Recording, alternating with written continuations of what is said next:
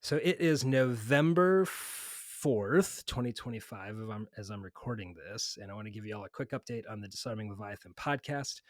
We have some great interviews that have been recorded in the last few weeks that we are going to be publishing in the new year. Between now and the new year, I'm going to be sharing in this feed some joint projects that I've done with other friends of mine, as well as some interviews on other people's projects, including today. So today you're going to be listening to moi on the Bodies Behind the Bus podcast. Jonna Harris, who's one of the hosts, is a good friend of mine. And they're talking to me about a project that's very dear to my heart. And I would invite you to listen. And if you can help in any way, would invite you to do that. This is going to minister to someone who's very dear to me, someone who's one of my heroes. And I hope their story will be an encouragement to you, but also just an invitation to think deeply about how it is that we can help in our own communities, whether it's the project that I share here in just a few moments, or projects or folks that you know about in your own community. This season especially, we can be about the business of loving our neighbor as ourselves through acts of service and generosity, kindness and compassion. And so I'd invite you to avail yourselves of those opportunities as God invites and as God leads. But as it relates to the Disarming Leviathan podcast, over the next few weeks, like I said, we'll be sharing some joint projects and then new Disarming Leviathan podcast interviews in the new year. If you have recommendations for folks that we should have on the Disarming Leviathan podcast, please do share them. You can put them as comments on any of our feeds or on our Substack. And if you haven't yet subscribed to our Substack, please do. You can check it out. Just look up Disarming Leviathan on Substack, or you can go to our website, disarmingleviathan.com, and there's a link right there on the front page to our Substack. All right. Without further ado, here is the Bodies Behind the Bus interview with me talking about someone I care about very deeply and an opportunity we have to help. God bless you and keep you. This episode was made possible by our incredible donors. Their faithful support allows us to continue the work of amplifying the voices of religious abuse survivors. We committed early on never to monetize any of the stories, so we rely solely on donations from people like you. If you value the work and are able to contribute, you can become a monthly donor at the link in our show notes. Another way to support Bodies Behind the Bus is by following, rating, and reviewing the podcast. It only takes a moment, but has a tremendous impact on our reach. Thank you for daring to listen.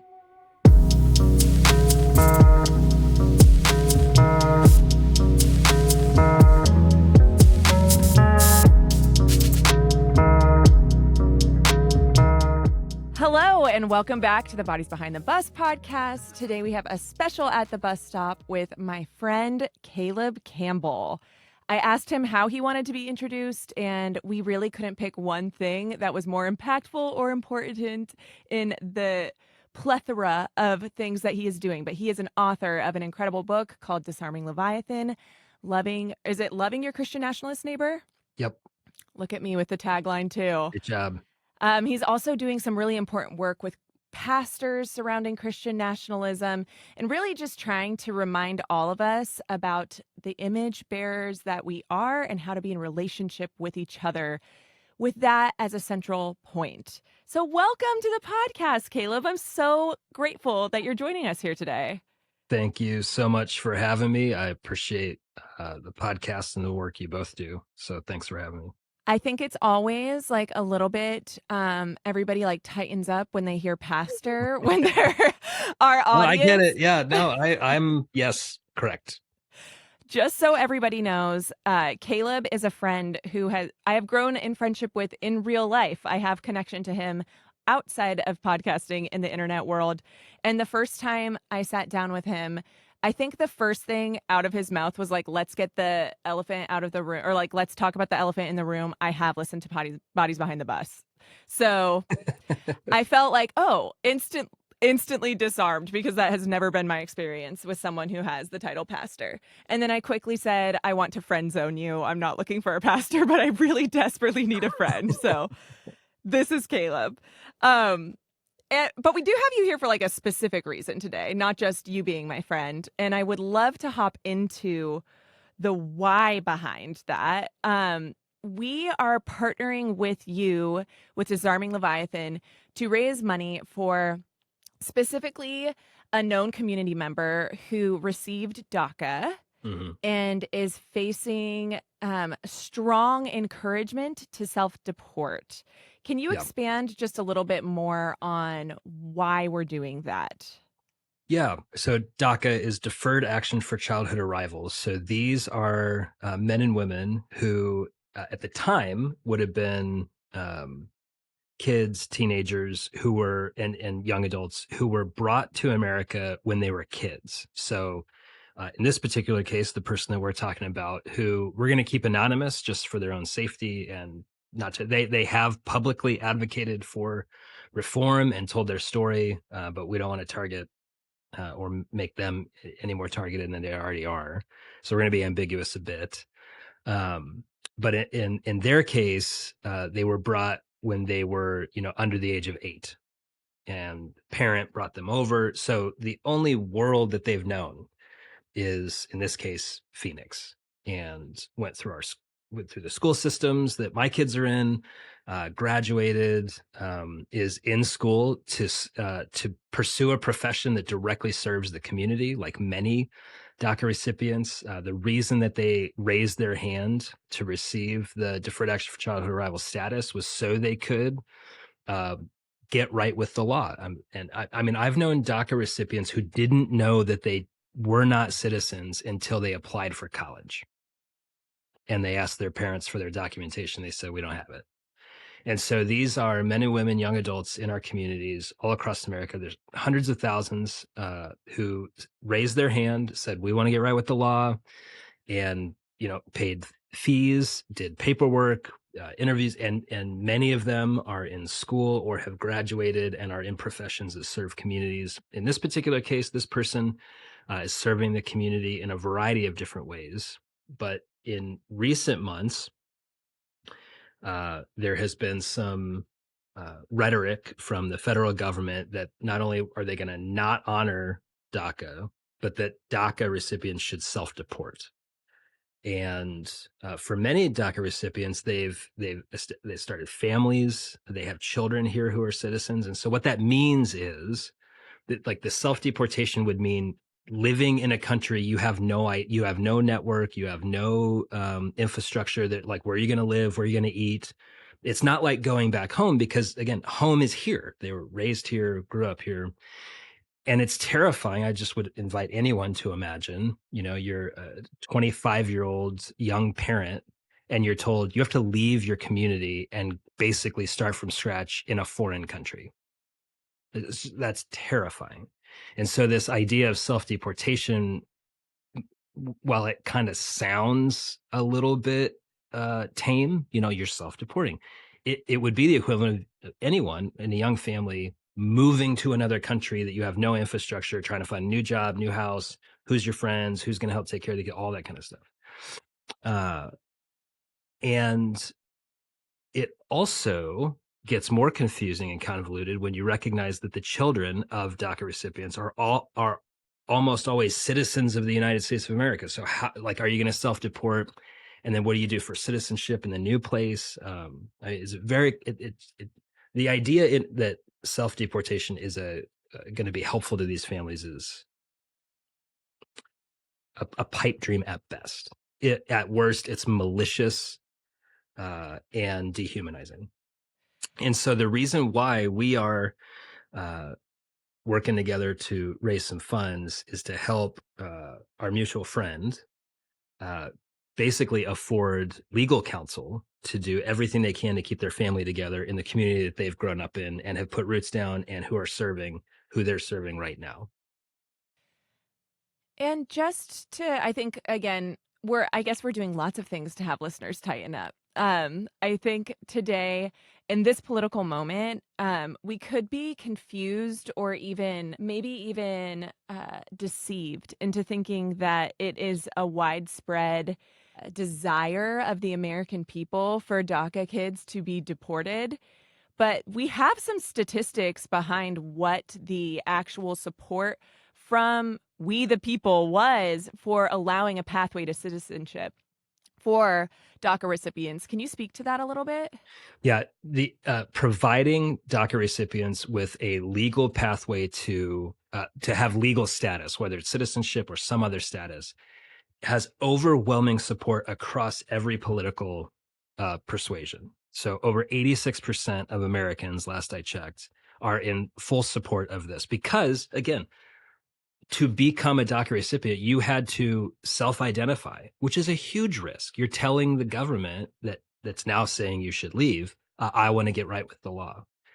Moreover, they were children when they were brought here. And so there is, and I think especially as a Christian, there's a justice here that's due them. And so it has overwhelming support. One of the reasons why there has not been action in Congress to complete the process of providing legal pathway to legal residence here in America is because everybody wants it, so it gets used as political football. I've advocated for this for over 10 years. I've been to Washington. I have talked to my representatives here multiple times. And it is clear to me that one of the reasons why there's no movement on it is because everyone wants it. So they try to leverage, these hundreds of thousands of young people. They leverage their status for their own things that are not as popular. And this is across the political spectrum. Red team, blue team, all the teams are using it because it is so desirable. Like the majority of Americans want this to happen. And that leaves a lot of our young neighbors in limbo where they've done everything that they can. And there's just no option for them to complete the process of getting right by the law. I definitely think it's a appropriate topic for us to talk about too, especially in light of everything that we're seeing across the U.S. and the growing tensions that we're seeing in the political spectrum. I think for us at Bodies Behind the Bus, we've always been wanting to be, and we've wanted to be part of a conversation and say, how do we represent what we believe the church should be doing or faith community should be doing faithfully to those in our neighborhood and in our communities. And this is one way to help a specific community. I would also, if you could, Caleb, could you talk a little bit about what you're feeling in the in the Arizona specifically in that area? Yeah. Because it does seem from an outsider looking in that the tension is certainly getting a little more tense. Oh, yeah. I share more in common culturally with North Mexicans than I do with people from Rhode Island.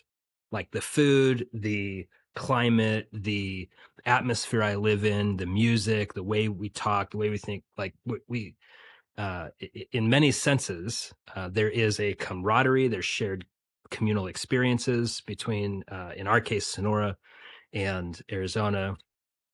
And historically, Arizona, especially Southern Arizona, it is extremely agrarian, so large agriculture.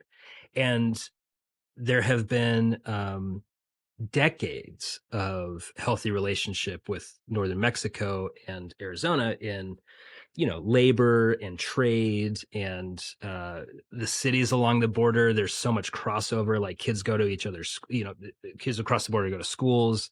So this idea that there's this like baked in, has always been antagonistic is not the case. And frankly, both Arizona and North Mexico want to stop the drug cartels. And so this idea of like it being a lawless land, it's under-resourced for sure. But there's been a lot of partnerships over the years. And there's also drug cartels operating in Arizona openly in regions where there's less of a footprint for law enforcement. So there is a false idea that there's like this pristine America side and then this like horrible, degraded, Mexico side. We got to keep them out and all that. Like Arizonans who've been here and who have roots here, there's just that animosity by and large is not there. The fear mongering around, them, the immigrant, is propagated not at the street level, but at the media level. So there's talking heads on screens telling people about how they are. They're going to flood over. And so that does foment rage. But many people who've been to the border, who have relationships, who've been in the community for a long time, they do not feel that animosity or fear because they know what's real. And so I would say there is a real sober-mindedness around drug cartels, and that it's really difficult to fight the drug cartels, both in Arizona and in Mexico, and a real affinity, a neighborly love, so to speak, between Arizona and Mexico. However, there are contingents who do not have those experiences or have had different experiences who hold a great deal of animosity towards immigrants. And so that gets fomented and propagated, especially in, rage bait media, clickbait type stuff. You notice, though, that right now the temperature is being turned up. Many of our neighbors who are immigrants from south of the border are feeling abject terror because of what's happening primarily at the federal level and the media level. And then that comes down to the street level. So this is not like a grassroots level hatred. This is something that's being stirred up by, in my opinion, bad actors. Yeah, Arizona is such an interesting case too, because when he says we have this relationship, it's not just like a friendly relationship, even like we had our border open to them working here. Like it was very common for people to live in Mexico, drive across the border and work here for was it decades that was allowed?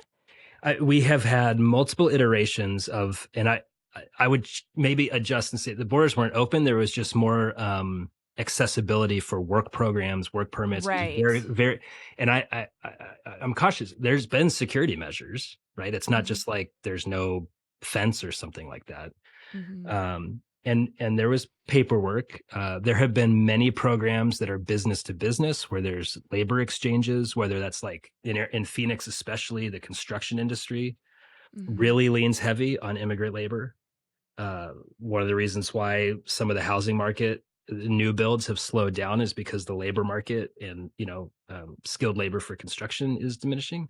And that speaks to the fact that there's always been this, let's say, partnership that was thoughtful, secure, but more open than it is now, for sure.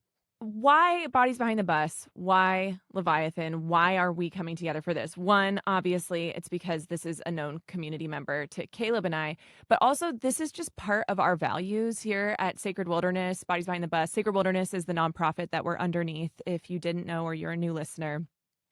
We have this year already given funds towards legal fees for a minor who was detained, correct, Jay? Yes, which is he's still the latest update. They're still fighting to get him.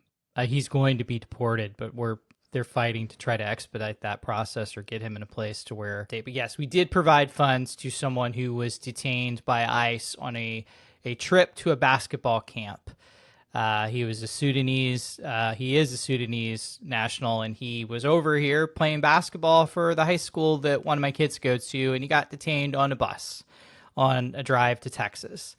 And, it's just crazy. So we did give funds toward that to helping find legal representation for him, which he did find that. So he reached his goal, and they were able to get legal representation for the individual. But yeah, I personally feel like, the more we can give to these types of things or make people aware of these types of things, the better, because I struggle mightily with what to do right now with everything that we're seeing in the news constantly.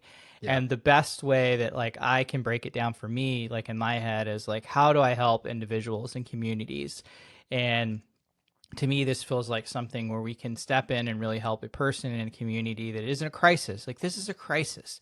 Imagine if you were them. Put yourselves in your shoes if your family's in this situation. What a dire situation it is, not only for them emotionally, but financially. Just so many things that I can think of right now, and why I think this is a worthy cause to partner with Caleb on this and try to really impact the community and the individual and the families there.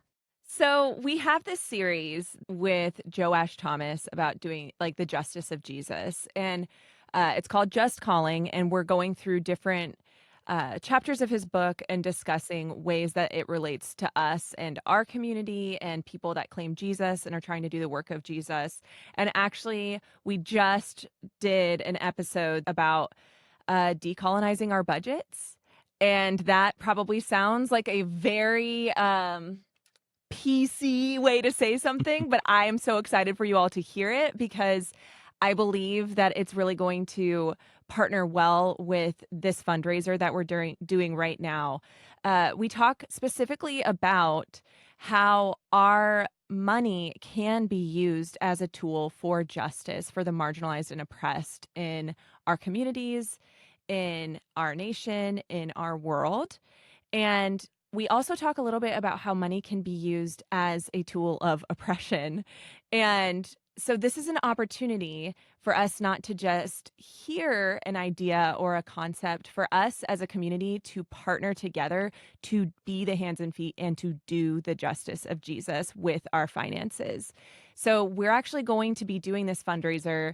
It's going to be $10,000. We are a nonprofit, so it is tax deductible as of now. We'll see what happens this year with, the times, but it is tax deductible. And I think it's something that, if the listeners between our two platforms give what they can in this moment, we will easily meet this need, if not surpass this need so quickly. I know that right now feels really scary and uncertain, and it's so hard to give anything financially because so many of us are feeling that anxiety. But this is a moment to step out in trust and utilize our funds for justice. And I don't know about you guys, but I've been feeling so paralyzed as more and more news comes out and we get more and more polarized, and we see, rhetoric that's causing us to see our neighbors as our enemies, no matter who they are. I think that is just a widely accepted marker of the time that we're in right now. And I think this is an opportunity for us to pause and to do something, because when we're just intaking information, you can start to feel hopeless. This is a step towards doing something. This is a step into action and out of being frozen.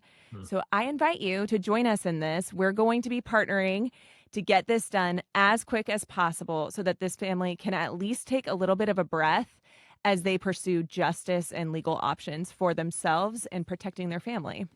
So this family, John, I think that's a great what you said. So, just to reemphasize that, like, as this family is pursuing legal options, we're going to be stepping in to help them sustain for the life needs that they have during this process that they're going through. So maybe it's a way to look at how you can support them on day to day while they pursue legal options to stay in this country and to stay together. And it's really like a bridge for them right now. And I think it's a beautiful thing for us to do, to be able to be that bridge, especially if we're not there with them. And especially if you're looking for a place to say, I'm really passionate about what I'm seeing with ICE happening in my city. I'm really passionate about my neighbors and marginalized communities and what they're experiencing. This is a great way to step in and personally help a family through this unrest that we're feeling as a culture. So, it's just such a tough time for everyone, but especially for those that are experiencing such hate. And it's just that, it's hate. It's a way for us to be a bridge and be a spot for them to land and have a moment to breathe. Caleb, now that we've introduced this fundraiser, I'd love to just give you a minute here on Bodies Behind the Bus to talk about some of the things that you're doing. And I would love for our listeners to go give you a follow if this is something that resonates with them. I think that you are putting out content that is so helpful for this moment that just, for me, it causes my anxiety levels to go down. I feel like, okay, wait, this is the type of Christianity that I want to step into, that I want to be living out. Can you walk us through Disarming Leviathan? And then I'd also love for you to intro J29 to our Sure. listeners. So Disarming Leviathan in 2020, about 80% of our congregation that was there in 2016 had left by the end of 2020. And that was a super confusing time for me. Because they not only did they leave, but they accused me of being demonic and propagating Marxism and deceptive spirit and all this kind of stuff, primarily around issues of immigration, refugee care, racial reconciliation, things like that. So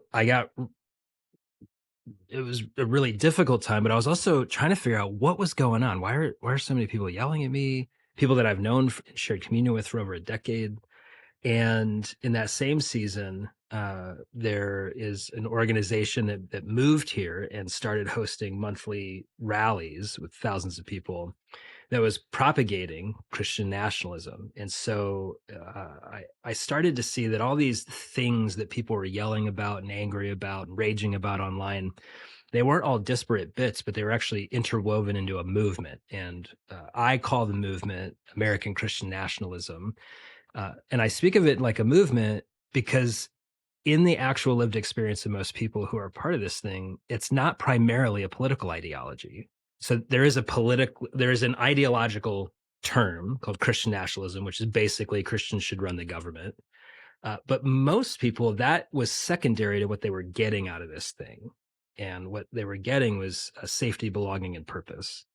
And so I started to view this through the lens, not of politics, as if that's why people were animated about this stuff, but really more as a movement that was speaking to the heart, not the head. And so I started thinking, and I know that this carries a ton of baggage, but just bear with me, but thinking like a missionary. This is a culture I need to study because I was assuming that I understood what was going on, and I realized I didn't.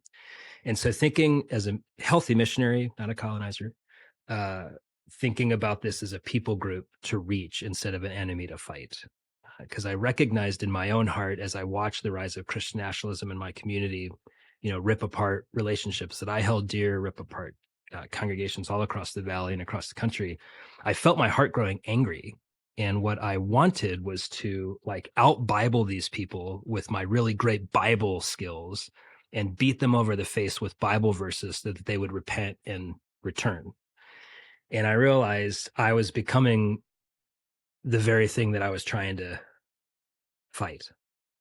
This combativeness, this derisiveness, this dehumanizing posture. So that was a conversion moment for me. Instead of saying, how do I argue and try to fight with people, and shifting it to how do I love people like Jesus has loved me. And so Disarming Leviathan is a book that I wrote that I did not want to write, but at the time, I was desperately trying to find a resource to help me think about how to love my Christian nationalist neighbor, friends, family, loved ones, because I'm convinced that people who claim the name of Jesus and then justify a bunch of not Jesus-like things, the best response to that is practicing the real way of Jesus with them, not meeting their rage with rage, not meeting their anxiety with anxiety, but rather practicing the fruit of the Spirit. So I couldn't find like a pastoral response to the Christian nationalist movement in America today. So I started putting pen to paper, and that eventually evolved into Disarming Leviathan, loving your Christian nationalist neighbor. So that is my thesis, my argument when I'm trying to help people put into practice is how do we talk to Aunt Betty who's yelling and screaming at the 12-year-old's birthday party about lizard people running the government, because yelling back just does not work, and so I'm trying to provide a hope-filled way forward that we can actually respond and not be inactive, but do so in a way that actually maintains our own integrity, but also creates an invitation back to the way of Jesus. And then J29 is a network of churches and pastors and ministry leaders that are working together. We're predominantly theologically evangelical, and we're trying to figure out how to recapture the political imagination of the evangelical church in America.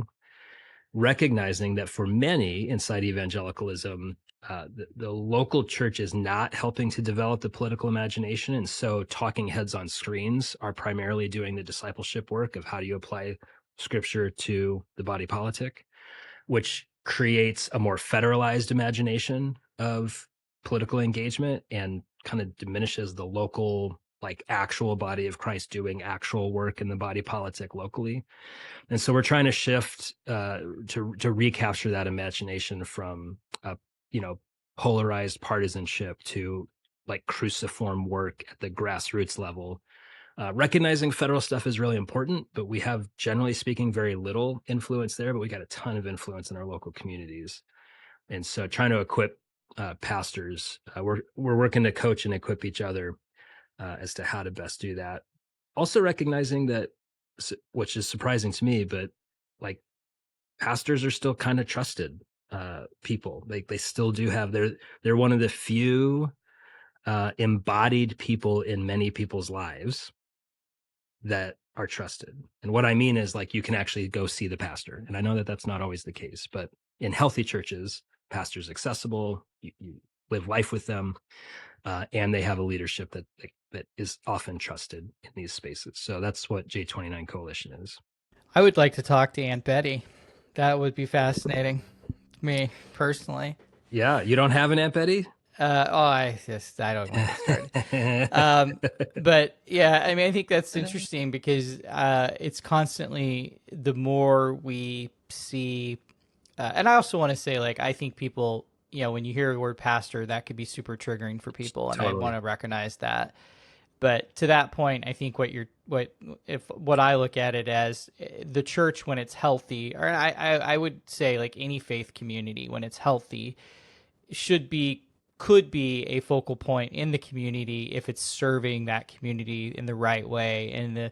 And I want to throw all religion in there, but if you look at Christianity, it should be more of a neighborly love and fighting for injustice, or fighting for justice in those that are oppressed and marginalized, hurting. That's what the church should be. Yeah. So when you say what you guys are doing, I think that's what it kind of comes into. That's what comes into my mind. Is it's more of like trying to, how do we, I don't know, recapture what actually Jesus taught and put it in action, which is a beautiful thing. I'm interested though on the J29 stuff. Is it denomination specific, or is it just whoever wants to come to the party, you're welcome? Yep. Because I would imagine that certain denominations see you as a enemy. So it's non-denomination, like it's not anybody's welcome. And so we've got folks, Baptist, Reformed, Pentecostal, Mennonite, everywhere in between. There are some leaders of institutions who do not appreciate the work we're trying to do. Some folks who make it their ministry to call out wolves in sheep's clothing or people who are for sale, have targeted what J29 is doing, trying to frame us as some sort of secret liberal woke atheist, what like super spies, or some sort of like sneaky, like we're actually trying to infiltrate the church. So that certainly is out there because it's so profitable. Like, the financial incentives here are so high. One of the strangest arguments I'm seeing today is that there is some sort of liberal atheist money available for theological evangelicals who talk about Jesus and justice.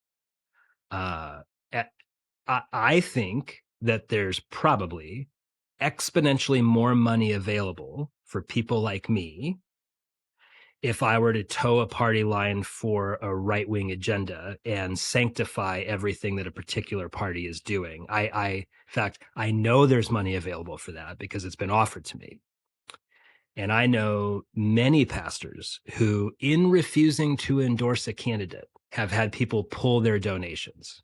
So as a local church pastor, I don't I have never once felt financial pressure to say something on the left. I have explicitly and multiple times felt financial pressure to say something on the right, and had people threaten to pull their checks if I don't do it. And so that's my experience. Maybe other folks are having different experiences. As I've talked to theological evangelical pastors across the country, their experiences seem to be mine. And so I just think that the whole idea that there's like secret, subversive, liberal, atheist dollars out there for pastors of the evangelical persuasion, I'm just not seeing it. I will be fair. To be fair, there are institutions that give grants, and as far as I know, churches for over a century have availed themselves of those opportunities for things like community building, security on property, and so I like this idea that the grantor of the funds controls the theology of the church, I think is not sound argumentation. And historically, it's just not been that way. There are a dozen or so community centers built on church properties here in Phoenix that were paid for by grants from non-evangelical organizations, and nobody seemed to have a problem with it. So I just don't see a lot of weight in those argumentations. I'd like some of the super liberal money. So if it's out there, could you could we have it? So Send it our way. So we could tell more stories. Are you guys familiar with like the Lucky Charms logo and the Lucky Charms, and it's the pot, the leprechaun, and the pot of gold at the end of the rainbow? Every time I hear about this liberal money, it's just like it's this facade. It's like the pot of gold at the end of the rainbow. Like it doesn't actually exist. We just kind of pretend like it does. Yeah. It's so weird because like when Western religion specifically always baffles me. It's, we look at it, it's built so much on money and power, and yet the person we're claiming we're following, especially in Western Christianity, was built on not that at all. And it's just so counter to what, at least what I read in the Bible, but it's just so counter to that. So I do think like what you're trying to do is, like, to be honest, is like a very tough road, because there's just so much division right now in the way that we see one another, that it's just this week and the last week alone, I've just seen more people on social media with just such anger and hate about, like, I don't even want to enter a conversation. I don't even want to have a conversation. And we're so divided by it that it is tough. So I admire the work that you guys are doing. And I also just want to say, like, I think it's work that's needed, but I also think that the results and the success are going to be in super small wins, because we're nowhere near, and maybe that's how it's supposed to be. We're so far in this stuff that I don't know what to do other than small wins. So the only way I don't know if they're wins, small conversations. Like, that's how I'd say it. Small, whatever, just conversations. The only way out of this is 10,000 conversations at 100,000 kitchen tables for the next decade. Yeah, and that's the only way out. On intake calls, I often hear like a grief and lament about not having community any longer. And so some of the tension that you've heard through the last 4 or 5 years of Bodies Behind the Bus is Jay and I individually being in different spaces, even in our own journeys of where we're at with the local church or the church in its current form in the U.S. in general. And I think, Jay, would you say it's fair for me to say we've both kind of gone all over the map in some ways throughout these years, and have not necessarily even, I don't know if I've landed, and I don't know if I will, but I will say something that is a commonality with the survivors that I talk to, which is hundreds and hundreds of people at this point, is this deep grief over the loss of community. Yeah. And something that I personally felt, and I looked for it other places. Like I really gave it a good try to be like, can I join these different clubs? Can I do these different things? Maybe it's going to be like doing sports with my kids, which is still a battle for me as a very not sporty person. And the reality is like Jay, the community that we had in Burbank was so special and felt so just, it felt like family. And I felt like even for all of the ways that I would go back and change a million parts of how I even did ministry there is this beauty to the local church that I cannot replicate anywhere else. And so I deeply desire that. I think Jay does maybe too, just in like maybe in a different way.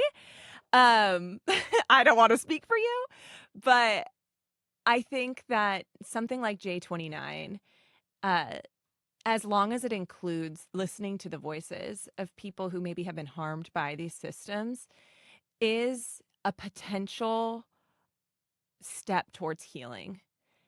Because I think that there is a desperate desire for the local church to reflect Jesus. Jesus is compelling. When you see people living like Jesus, it is compelling. Christian nationalism loses its shininess pretty much one day in if you're actually paying attention. So to me, when Jay and I talk about like, where do we go, which Jay and I say almost every day to each other on the phone because it feels so hopeless. To me, like, I deeply desire the church to step into this moment and to be a voice of calling people towards love and service and care and advocacy. So I hope that for J29. We all know that I'll be out here calling you guys out if it wasn't that, but I don't foresee that in the future. I've heard lovely things from people that are part of your cohort. If you're a ministry leader and you're sitting in the tension of even being scared to know what to say, first, I have so much empathy for you because I feel that on a daily basis, even just with Bodies Behind the Bus. Like, how do I enter this conversation and be a voice that is wise and healing and not adding to the noise? It's a way for us to, at least if you're in a place where you don't know what to do, it's worth a conversation with someone like Caleb and J29 to say, I don't know what the hell to do. And that may be where you're at. And I also want to say, like, I do think, like, I have a love-hate relationship with the church, and I always have. I still think that when it's a church that is in a place to where it is actively pursuing justice and it is actively trying to love its neighbor and it is putting those things before everything else for a community, it is a beautiful place. And I do think there's churches like that out there. And if you have a heart for that and you're like, I don't see it at my church, I would reach out to someone like Caleb or J29 just to say that, because we need better leaders and church people to go to places and be in places where we can love well. Because I think what you said, Caleb, is beautiful. It is going to take, tens and thousands of conversations, one-on-one families to try to figure this out.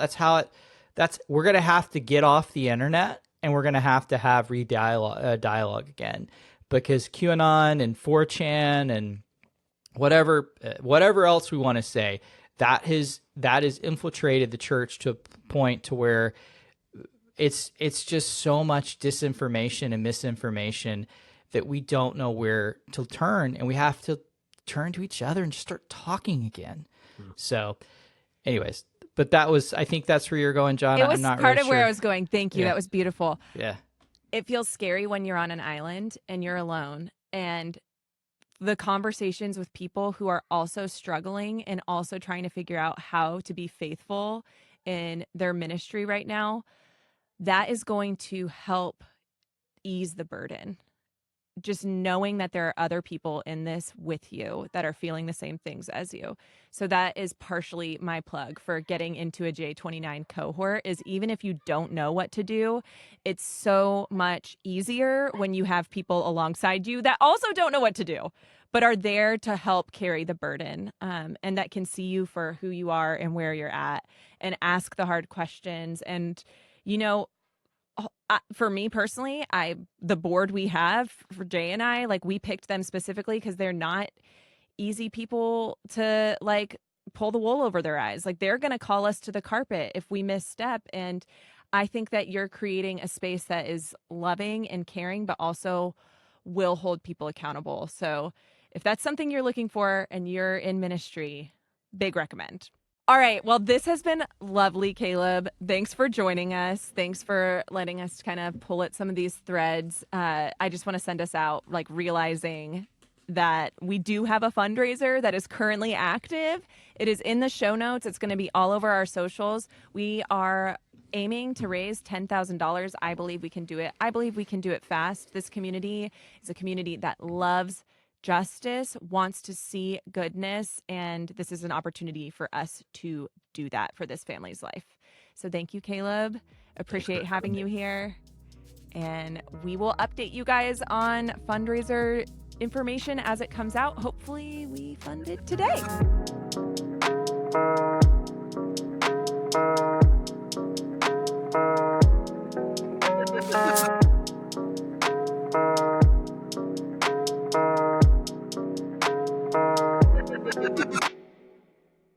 The views, thoughts, and opinions expressed here are the speaker's own and not those of this podcast. This content is presented for informational and educational purposes that constitute fair use, commentary, or criticism.